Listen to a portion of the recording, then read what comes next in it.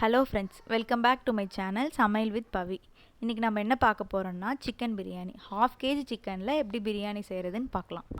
இதுக்கு தேவைப்படுற இன்க்ரீடியன்ட்ஸ் என்னென்னா வெங்காயம் 3, தக்காளி 3, இஞ்சி பூண்டு பேஸ்ட் 2 ஸ்பூன், கொத்தமல்லி தழை 1 கைப்பிடி, புதினா 1 கைப்பிடி, பச்சை மிளகா 2, தயிர் 2 ஸ்பூன். இப்போ என்னென்ன மசாலா போட்டு அரைக்கணும், பிரியாணிக்கு தேவைப்படுற மசாலா என்னென்ன போட்டு அரைக்கணும்னா கொத்தமல்லி 3 ஸ்பூன், சோம்பு 1/2 ஸ்பூன், சீரகம் 1/2 ஸ்பூன், மிளகு 1 ஸ்பூன், ஏலக்காய் ஒரு 3 எடுத்துக்கோங்க, ஸ்டார் அனைஸ் 1, அந்த ஸ்டார் மாதிரி இருக்கிறது 1, பட்டை ஒரு 1/2 இன்ச் பட்டை.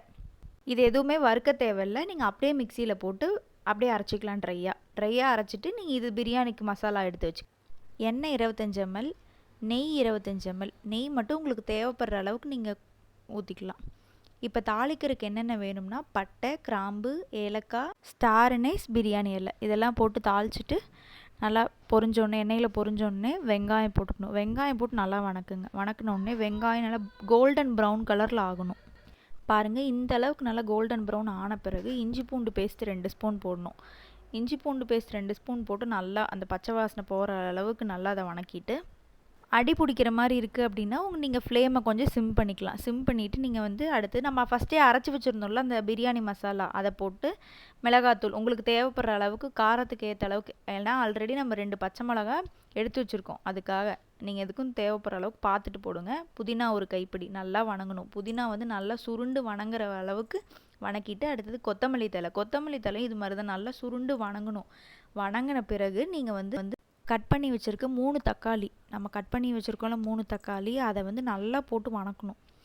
நல்லா தக்காளி சுருண்டு வணங்கிடணும். சுருண்டு வணங்குற அளவுக்கு நீங்கள் நல்லா வணக்கிட்டு, தக்காளி வணங்குறதுக்காக ஈஸியாக தக்காளி வணங்கணுன்னா உப்பு நீங்கள் 1 ஸ்பூன் போட்டிங்கன்னா தக்காளி ஈஸியாக அதில் இருக்க தண்ணியெலாம் வெளியே விட்டு ஈஸியாக தக்காளி வணங்கிடும். நல்லா வணங்கின பிறகு நீங்கள் பச்சை மிளகாய் 2 அப்படியே நீங்கள் கீரி போட்டுக்கலாம். போட்டு தயிர் ஒரு 2 ஸ்பூன் தயிர் போட்டிங்கன்னா உங்களுக்கு அடி பிடிக்காது. கொஞ்சம் அந்த புளிப்பு டேஸ்ட் இருக்கும். உங்களுக்கு பிரியாணிக்கு புளிப்பு டேஸ்ட் வேணுங்கிறதுக்காக தான் நம்ம தயிர் போடுறோம்.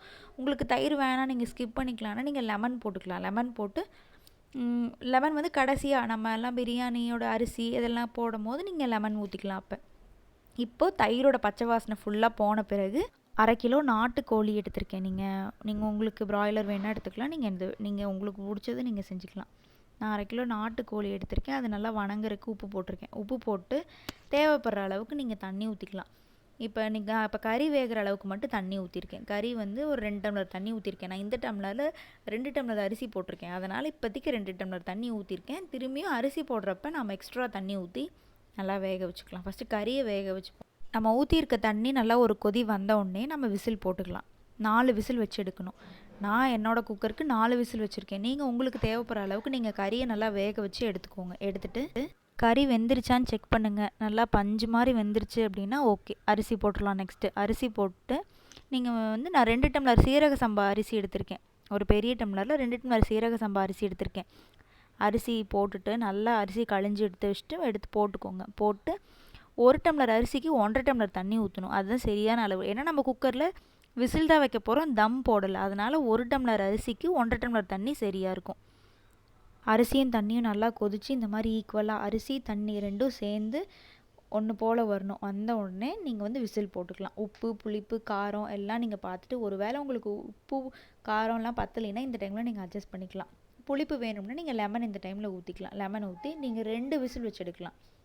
இதில் உங்களுக்கு என்னென்னா ஸ்டெயின்லெஸ் ஸ்டீல் குக்கர் அப்படின்னா நீங்கள் 1 விசில் வச்சுக்கோங்க. நான் அலுமினியம் குக்கர் வச்சுருக்கேன், ஸோ நான் 2 விசில் வச்சுக்கிறேன். இதில் இதுவே நீங்கள் அலுமினியம் குக்கராக இருந்துச்சுன்னா நீங்கள் 2 விசில் வச்சு எடுத்திங்கன்னா உங்களுக்கு ஈஸியாக இருக்கும். பாருங்கள், பிரியாணி சூப்பராக வெந்து வந்துருச்சு. ஒன்றோட ஒன்று ஒட்டாமல் சூப்பராக பிரியாணி வெந்து வந்துருச்சு. இப்போ நீங்கள் மேலே கொத்தமல்லி தழை போட்டு, உங்களுக்கு நெய் ஃப்ளேவர் பிடிக்கும் அப்படின்னா நீங்கள் நெய் மேலே கொஞ்சமாக ஊற்றி நீங்கள் பிரியாணி கிளறிக்கலாம். அப்போ கிளறினீங்கன்னா அந்த நெய்யோட ஃப்ளேவர் வரும், நல்லா ஒரு மாதிரி மணமாக இருக்கும்.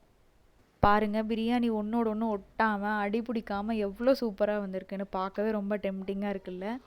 நீங்களும் உங்கள் வீட்டில் செஞ்சு பாருங்கள். செஞ்சு பார்த்துட்டு உங்கள் கருத்துக்களை கமெண்ட்ஸில் சொல்லுங்கள். லைக் பண்ணுங்கள், ஷேர் பண்ணுங்கள், சப்ஸ்கிரைப் பண்ணுங்கள். தேங்க்ஸ் ஃபார் வாட்சிங்.